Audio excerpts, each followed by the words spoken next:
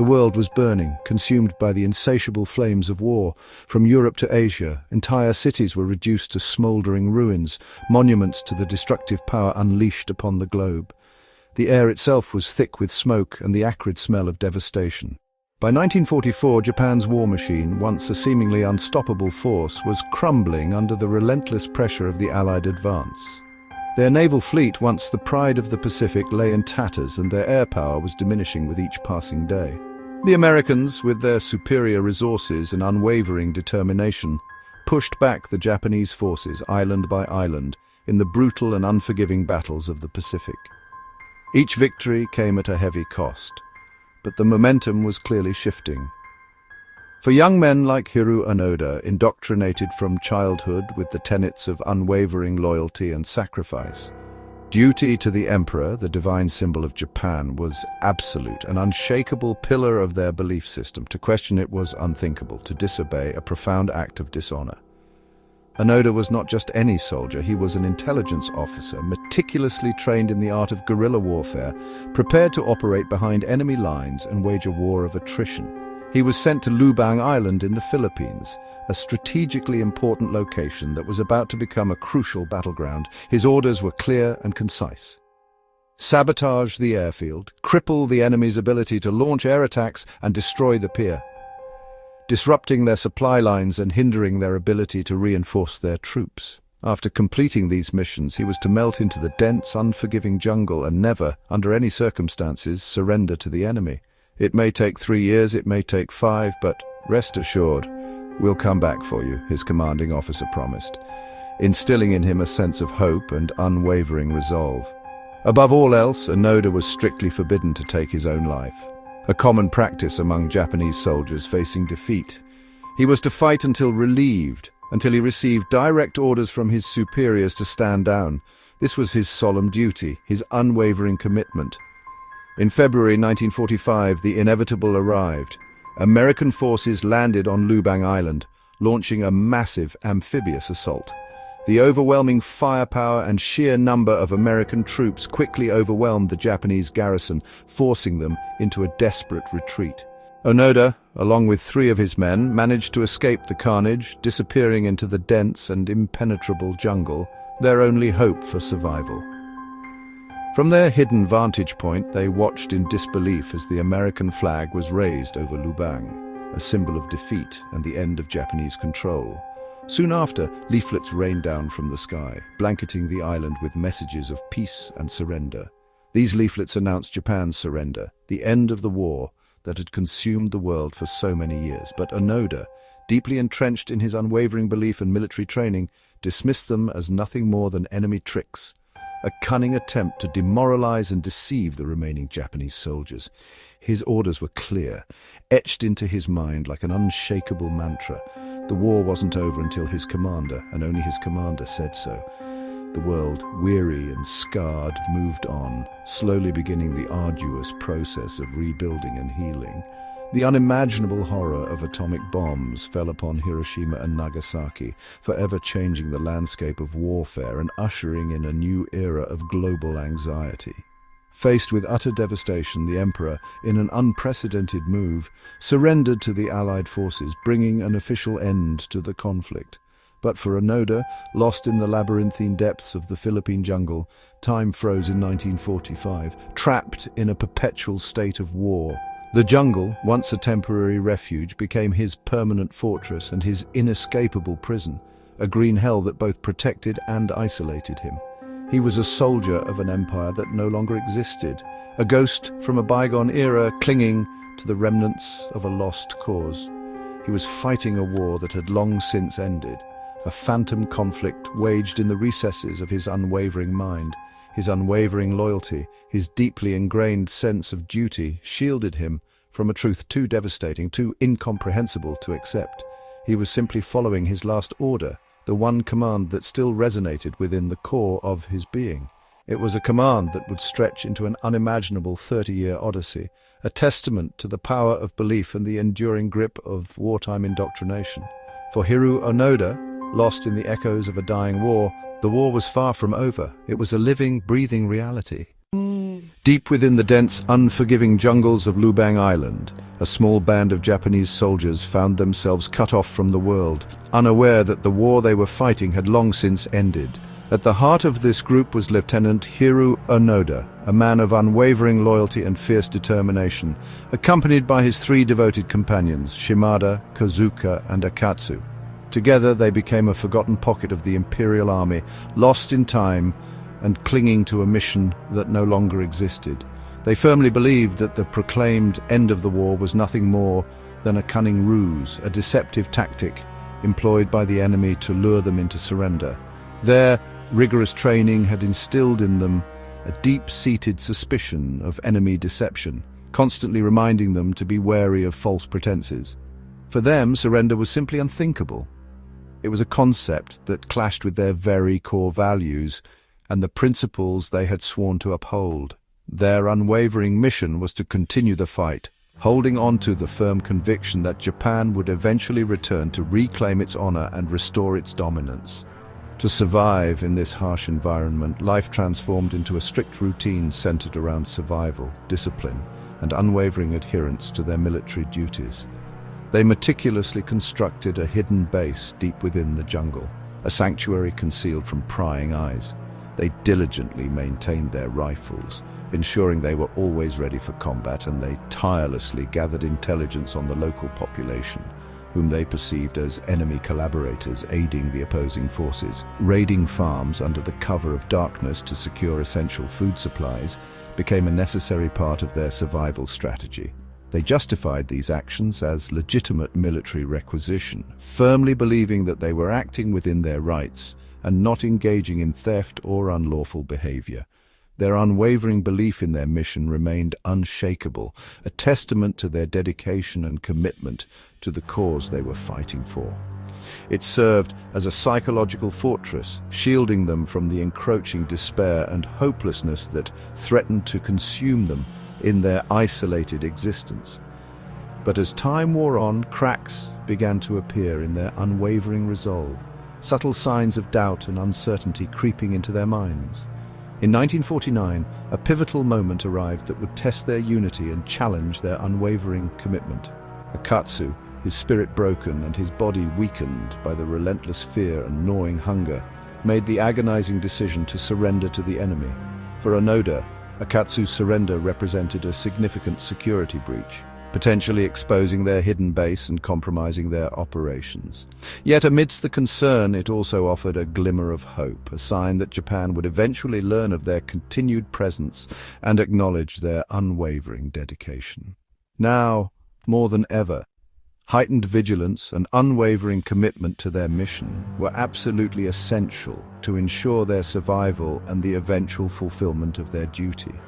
The unwavering promise that someone someday would return for them served as the lifeblood that sustained their hope and fueled their determination to carry on. They clung steadfastly to their original orders, treating them as sacred directives that must be obeyed without question. They held on to these orders even as the world outside their jungle prison gradually forgot about their existence, consigning them to the annals of forgotten history. The dense, impenetrable jungle became their sole reality, the only world they knew, shaping their thoughts, actions, and very sense of being. For Lieutenant Onoda, the vast expanse of the world had shrunk dramatically. His entire existence, his purpose, his very being was now confined to the dense, unforgiving jungle of Lubang Island. It was a universe defined by the oppressive green of the vegetation, the relentless drumming of rain, and the ever-present, suffocating heat. The air itself seemed to weigh heavily upon them. Survival wasn't just a task, it was a daily ritual, a constant struggle against the elements and the gnawing hunger. Bananas and coconuts, readily available yet requiring constant vigilance to acquire, became staples. The occasional hunted bird provided a much-needed source of protein, sustaining them both physically and mentally. Each successful hunt was a small victory against the overwhelming odds. Stealing cattle from the local villagers became their most dangerous mission, a high-stakes gamble that could mean the difference between survival and capture. The risk was immense, but so was the reward. Meat was carefully smoked and hidden away, a precious reserve against leaner times. Every scrap was valuable, every technique honed to maximize their meager resources. Years blurred together, the passage of time marked only by the changing seasons and the agonizing loss of their comrade. The calendar became irrelevant, replaced by the rhythms of the jungle. In 1954, a deadly firefight with local police resulted in the tragic death of Shimada, a devastating blow to their already dwindling numbers. This left only Onoda and Kazuka, two men against the world, bound together by duty and a shared delusion. Shimada's death, rather than breaking Onoda, hardened his resolve, solidifying his conviction that the war was far from over. It was proof in his mind that the global conflict continued to rage, a secret war hidden from the rest of the world. Onoda and Kazuka became a self-sufficient two-man army, clinging to their military training and unwavering belief. They were constantly moving camps, seeking to evade detection and maintain their operational security. They meticulously patched their tattered uniforms with plant fibers, a testament to their resourcefulness and dedication. They clung to a battered old radio, their only link to the outside world, however distorted and unreliable it may have been. News trickled in of a rebuilt Japan, a nation transformed in their absence. Reports of the Korean and Vietnam Wars further fueled Onoda's conviction that the global conflict was ongoing. But the information was always filtered through a veil of static suspicion and the distortions of their own unwavering beliefs. Onoda, interpreting the fragmented news through his own lens, saw these events as undeniable signs that the global conflict raged on, unseen by the rest of the world. Their days were primarily spent foraging for sustenance, a constant search for anything that could keep them alive. They were always watching the islanders from a distance, observing their movements, assessing potential threats, and the nights were spent listening intently for any sign of danger lurking in the darkness, their senses heightened, their vigilance unwavering. They were like phantoms, shadows flitting through the jungle, rarely seen, always present. They were surviving on the very edge of a society they perceived as the enemy, forever separated by a war that existed only in their minds. For nearly 3 decades, this isolated, surreal existence was their only reality, a world defined by duty, delusion, and the desperate will to survive. Every single day was a battle, a constant struggle against the elements, against hunger, and against the encroaching reality that threatened to shatter their world. Every moment was a test of their faith, a challenge to their unwavering belief in the mission they had sworn to uphold. The war for them had never ended. It was a perpetual conflict, a battle fought not on a global stage, but within the confines of their own minds. Their unwavering belief, however misguided, was their only anchor, the single thread that held them together in the face of overwhelming adversity. To Lubang's islanders, Onoda and Kazuka were jungle ghosts, dangerous, unpredictable, and real. Farmers feared their raids. Police clashed with them in sudden bursts of violence. Each skirmish convinced Onoda he was still a soldier, not a criminal. Search parties left newspapers and family letters, but Onoda dismissed them as enemy tricks. Even heartfelt letters were seen as coerced propaganda. In October 1972, Onoda and Kazuka tried to sabotage a rice harvest. Discovered by police, a firefight erupted. Kazuka was killed instantly. Onoda escaped, now utterly alone for the first time. Kazuka's death was a turning point. News of the holdout made headlines in Japan. For Onoda, it was grim reaffirmation. The war was real, the mission unchanged. He became the last sentinel, fighting for comrades lost in a country that had moved on. His loneliness was immense, but duty was greater. He waited, a lone warrior, for an army that would never come. The jungle was his only companion. While Onoda survived on bananas and stolen beef, Japan transformed. The militaristic empire he fought for became an economic powerhouse. Its cities rebuilt and its culture changed. The world entered the space age, but Onoda's only window was a crackling radio. He missed 3 decades of life. His family aged and died, their letters unread. He became a ghost, not just to Lubang, but to his own country. Preserving a vanished world, he was erased from the living history he fought for. News of Kazuka's death in 1972 captivated Japan. Adventurer Norio Suzuki set out to find Onoda, declaring he'd seek Onoda, a panda, and the abominable snowman. In 1974, Suzuki trekked alone into Lubang's jungle, calling out for Onoda. Against all odds, he found him.